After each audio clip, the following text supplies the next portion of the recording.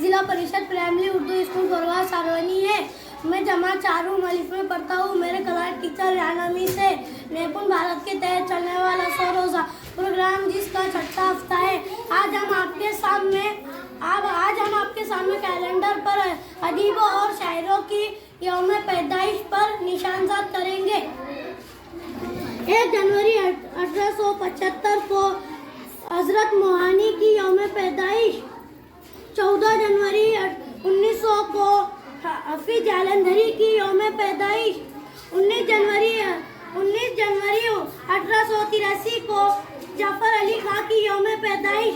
20 जनवरी 1927 को कुर्रतुल ऐन शायरा की यौम पैदाइश।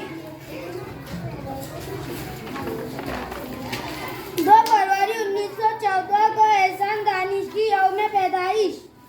9 फरवरी 1913 को जिया फतह आबादी की यौम पैदाइश। 13 फरवरी 1911 को फैज अहमद फैज की यौम पैदाइश। 17 फरवरी 1873 को आजुल लखनवी की यौम पैदाइश।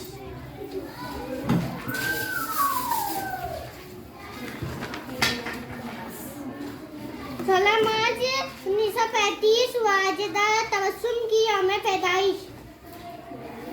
20 मार्च 1923 शौकत सिद्दीकी की यौम पैदाइश। 21 मार्च 1943 इफ्तिखार आरिफ की यौम पैदाइश।